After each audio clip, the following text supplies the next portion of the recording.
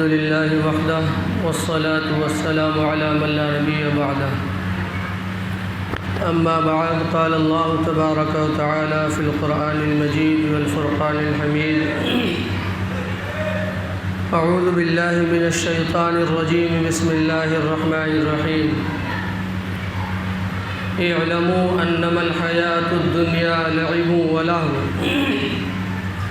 وزينة وتفاخر وتكاثر بين الأموال والأولاد صدق الله العلي العظيم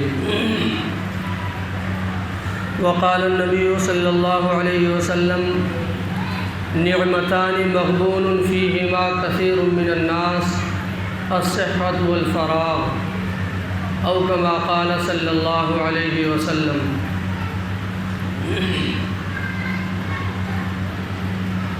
عزیزان محترم، قرآن پاک کی جو آیت کریمہ آپ حضرات کے سامنے میں نے تلاوت کی اور جو حدیث مبارک آپ حضرات کے سامنے میں نے پڑھی ہے،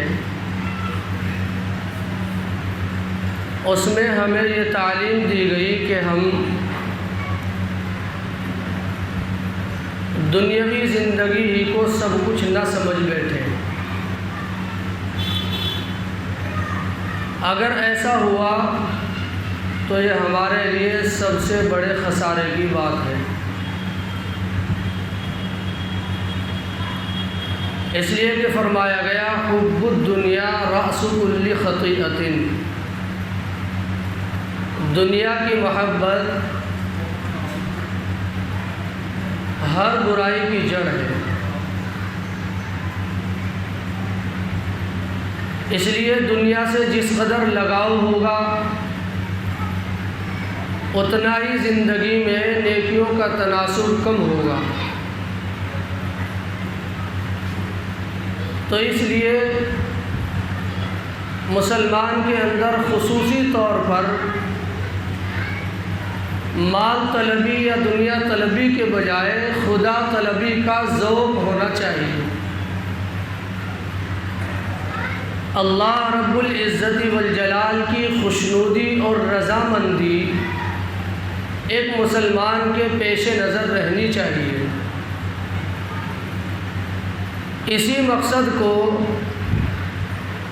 سامنے رکھ کر قرآن پاک کی یہ آیت پڑھی گئی، جس میں اللہ تعالیٰ ارشاد فرماتا ہے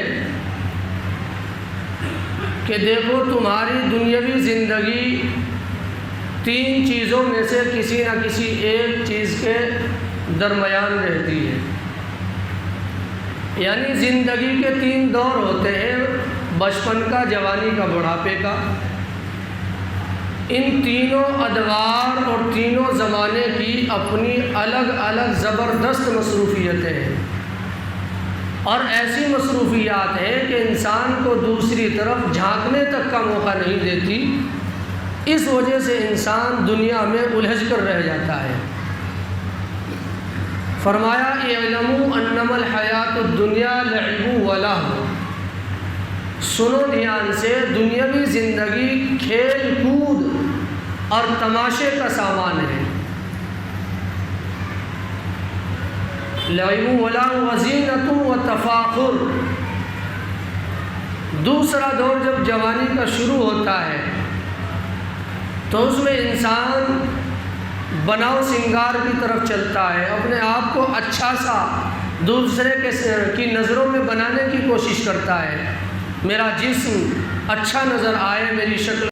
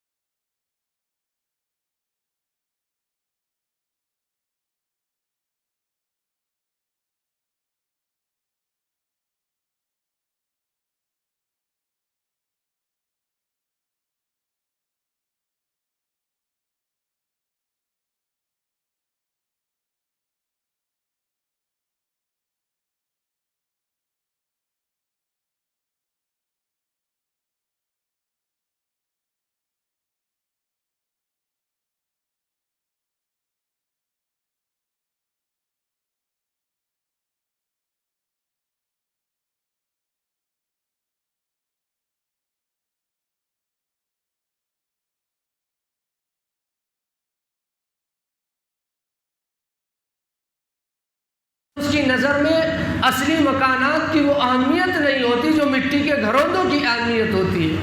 اس کی نظر میں کھیل کود کے سامان کی جو اہمیت ہوتی ہے وہ اور دوسری جو زندگی کی کہیے کہ ساز و سامان ہے ان کی اہمیت نہیں ہوتی. اور اگر اس کا وہ سامان ٹوٹ جائے یا چھین لیا جائے اس بچے سے تو اسے زبردست تکلیف ہوتی ہے اور بڑا غم اور رنج ہوتا ہے. اس لیے کہ وہ سمجھتا ہے کہ میرا سب کچھ جو ہے یہی ہے.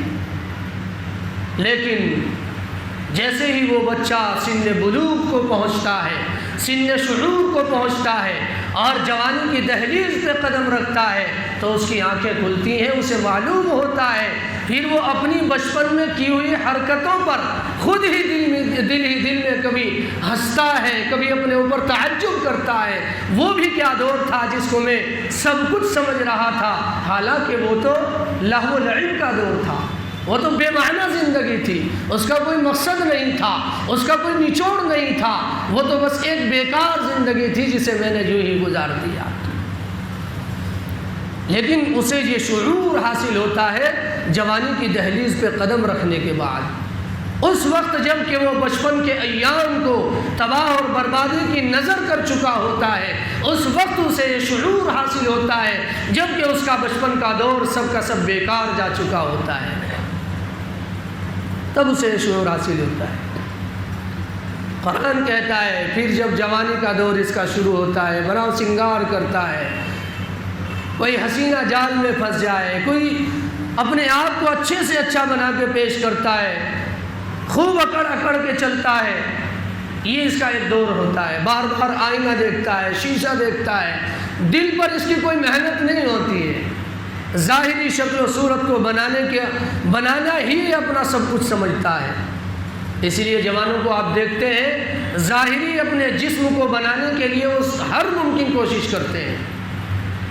نہ جانے کیسی کیسی ادویات، غذائیں اور ورزشیں انہوں نے اس کے لیے جو ہے منتخب کی ہوئی ہیں صرف جسم کو بنانے کے لیے. دل پر ان کی کوئی محنت نہیں ہوتی، بلکہ ان کے خواب و خیال تک میں یہ بات نہیں آتی ہے کہ جسم بنانے کی کوئی چیز نہیں ہے. ہاں اس کا ایک حدود میں رہتے ہوئے دھیان رکھنے کی ضرورت ہے، خیال رکھنے کی ضرورت ہے.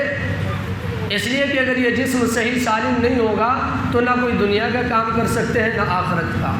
لیکن اس کو اتنا سیریس لے لینا کہ ساری جو ہے ہماری کہیے کہ جد و جہد کا اور محنت کا اور کوشش کا جو نچوڑ ہے وہ اسی پر لگ جائے، یہ بہت غلط بات ہے. تو جوانی کا پورا دور اس میں گزرتا ہے. اب جب جوانی کا یہ قیمتی سرمایہ اپنے ہاتھ سے برباد کر چکا ہوتا ہے اور اپنے جوانی کے لمحات کی اس نے قدر نہیں کی ہوتی، اور پھر جب یہ بڑھاپے کی دہلیز پہ قدم رکھتا ہے تب اس کی آنکھیں کھلتی ہیں.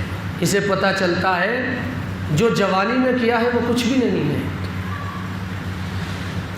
حضرت نے ایک شعر سنایا، پر کے بدلے پاؤں باندھا بلبل ناشاد کا، پر کے بدلے پاؤں باندھا بلبل ناشاد کا، کھیل کے دن ہے لڑکپن ہے ابھی صیاد کا. یعنی شاعر یہ بتانا چاہتا ہے کہ جس طریقے سے ایک پرندے کو پکڑنے کی شکاری کوشش کر رہا ہے اور پکڑنے کی جو تدبیر اس نے اپنائی ہے، پیر باندھ دیا اس کا. اب ظاہر سی بات ہے اگر پر باندھتا تب تو سمجھا جا سکتا تھا کہ اس نے صحیح محنت کی ہے، عقل سے کام لیا ہے، اس نے جو ہے اپنی زندگی کو اور اپنی عقل کو صحیح جگہ پر خرچ کیا ہے. لیکن اس نے ایسا نہیں کیا. نہ تجربے کاری کی وجہ سے اور نہ تدبیری کی وجہ سے اس نے پاؤں باندھا، پر نہیں باندھا ہے، اور سمجھ رہا ہے میں نے بڑا تیر مارا ہے، مجھ سے بڑا کامیاب کوئی نہیں ہے، اس لیے کہ میں اپنے شکار کو اپنے جال میں پھنسا چکا ہوں. اسے نہیں معلوم ہے کہ پر اگر تم نے اپنے شکار کے نہیں باندھے ہیں تو تمہارے قبضہ و قدرت میں نہیں آ سکتا، وہ اڑ کر بھاگ جائے گا. اس لیے کہ تم نے اس کو پاؤں باندھا ہے، پر باندھنا چاہیے تھا. جب وہ بھاگ جاتا ہے پرندہ تب اسے محسوس ہوتا ہے ارے میں تو جس اپنی کوشش کو سب کچھ سمجھ رہا تھا وہ تو کچھ بھی نہیں، یعنی میں نے ایک بے فائدہ کام میں اپنا وقت برباد کر دیا ہے. شاعر کہتا ہے کھیل کے دن ہے لڑکپن ہے ابھی صیاد کا. یہ صرف اس شکاری کی کہانی نہیں ہے، یہ ہم میں سے ہر ایک کی کہانی ہے۔ ہم میں سے ہر ایک اپنی زندگی کے اوقات کو ایسی جگہ پر خرچ کر رہا ہے کہ جب ہم جوانی کی طرف بڑھنا، جوانی سے بڑھاپے کی طرف بڑھنے شروع ہوں گے تب ہماری آنکھیں کھلیں گی۔ اللہ اللہ، آپ نے جوانی کے قیمتی لمحات سے ہمیں نوازا تھا، لیکن ہم نے تو اپنے قیمتی لمحات کو ضائع کر دیا۔ ربا ہمیں معاف فرما دیجئے، ہم نے آپ کے دیے ہوئے وقت کی قدر نہیں کی، اے اللہ ہمیں معاف فرما دیجئے۔ اس لیے میرے بھائیوں، جن لوگوں کو اللہ نے ابھی جوانی کی دولت سے نوازا ہے وہ اپنے اس قیمتی لمحے کی اور عمر عزیز کی قدر کریں اور اپنے آپ کو نیک اعمال میں لگائیں، گناہوں سے اپنی زندگی کو پاک کریں۔ کہیں ایسا نہ ہو خدا را کہ جب یہ جوانی کا قیمتی وقت جب ہماری ہمارے ہاتھ سے نکل جائے اور بڑھاپے کی دہلیز پر ہم قدم رکھ جائے تب ہمیں احساس ہو کہ ہم نے اپنی زندگی کا بہت قیمتی سرمایہ اپنے ہاتھوں سے نکال دیا ہے۔ جب یہ جوانی گزرتی ہے اس کے بعد جب بڑھاپے کی دہلیز پہ آدمی قدم رکھتا ہے پھر اسے محسوس ہوتا ہے اب بڑھاپے میں بھی ابھی اس کی توجہ آخرت کی طرف نہیں لگی ہے، اب دوسرا مرحلہ شروع ہو گیا۔ چنانچہ آپ بڑی عمر والوں کے پاس بیٹھے، ہم نے تو دیکھا ہے، ہمارا تجربہ ہے، جب ان کے پاس بیٹھتے ہیں تو اللہ کے ان بندوں کو توفیق نہیں ہوتی کہ ہم عالم دین کے سامنے بیٹھے بکواس کرتے رہیں گے فالتو۔ حضرت وہ اللہ کا شکر ہے جب ہم لونی میں آئے کچھ نہیں تھا ہمارے پاس، اور اب اللہ کا شکر ہے یہ بھی آپ کا ہے، یہ بھی آپ کا ہے، ایک بیٹا وہاں کام کرتا ہے، ایک وہاں کرتا ہے۔ اللہ کے بندو، تم قبر کے کتنے قریب جا رہے ہو، جب زندگی کے آخری مرحلے میں ہو، کیا تمہاری زبان پر یہ کس چیز کے تم گیت گا رہے ہو؟ تمہیں اس چیز کا احساس نہیں کہ اس عمر کے اس مرحلے میں کم از کم بچپن اگر اسی طرح گزار دیا ہے، جوانی خرافات کی نظر ہو گئی ہے، تو کم از کم بڑھاپے کو تو سنوار لو، ان چیزوں کو چھوڑ دو اور اپنے اللہ کی طرف رجوع کرو، اور ان علماء کے سامنے بیٹھ کر اپنی ان چیزوں کا تذکرہ نہ کرو، ان سے معلوم کرو حضرت جوانی میں فلاں کوتاہی ہو گئی تھی، اس کی تلافی کیسے کر سکتا ہوں، یہ فلاں گناہ ہو گیا تھا، اس کی معافی کی کیا شکل ہو سکتی ہے، رب کو میں کیسے راضی کر سکتا ہوں۔ ساری زندگی اپنی بیوی کو میں نے بے حد ستایا ہے، حضرت والا مجھے بتا دیجئے کہ میں اپنے اس گناہ سے اللہ کی نظر میں کیسے پاک صاف ستھرا ہو سکتا ہوں۔ یہ چیزیں ہوتی ہیں پوچھنے کی۔ اور جب بڑھاپا بھی اس میں گزر جاتا ہے، مال و اولاد پہ فخر کرتے ہیں، اور جب موت سامنے آتی ہے تب حقیقت اس کے سامنے آتی ہے کہ اوہ یہ تو زندگی کا سارا سفر میں نے بیکار کر دیا ہے۔ تو قرآن اصل ہمیں یہ سمجھانا چاہتا ہے کہ دیکھو زندگیاں ہم نے تمہارے لیے تین رکھی ہیں، دنیاوی زندگی ہے، اور اس کے بعد موت سے لے کر دوبارہ اٹھنے تک کا ایک وقت یہ ہے جسے عالم برزخ کہا جاتا ہے، قبر کی زندگی کہا جاتا ہے۔ قبر ایک گڑھے کا نام نہیں ہے، وہ ایک ویٹنگ روم ہے۔ اگر آدمی اچھے اعمال کر کے جائے گا تو ویٹنگ روم میں ایسی چلے گی، ویٹنگ روم میں اس کے لیے سہولت کا سامان ہوگا، اور اگر وہ یہاں گناہ کر کے جائے گا، بری زندگی گزار کے جائے گا، رب کو ناراض کر کے جائے گا، تو وہ ویٹنگ روم اس کے لیے جہنم کا ایک گڑھا بن جائے گا۔ تو اللہ تعالیٰ مجھے آپ کو یہ بتانا چاہتا ہے کہ دیکھو جیسے تم نے دیکھا جوانی میں تمہیں احساس ہوا کہ بچپن غلط گزرا، بڑھاپے میں احساس ہوا کہ جوانی کا دور غلط گزار دیا، جب تمہاری موت کی منزل تمہارے قریب آئے گی تمہیں احساس ہوگا کہ ساری زندگی کا سفر ہم نے بیکار کر دیا ہے۔ اس لیے اے میرے بندو، اپنی زندگی کے لمحات کو سمجھو اور میری طرف رجوع کرو، نیک اعمال کرو، گناہوں سے اپنی زندگی کو پاک اور صاف اور ستھرا کرو۔ کہیں ایسا نہ ہو کہ جب تمہارے سامنے تمہاری زندگی کی اصل حقیقت آئے گی پھر تمہیں اس پر حسرت اور افسوس کرنا پڑے۔ اللہ تبارک و تعالی ہمیں ہماری دنیاوی زندگی کی قدر کرنے کی توفیق مرحمت فرمائے۔ وآخر دعوانا الحمد للہ رب العالمین۔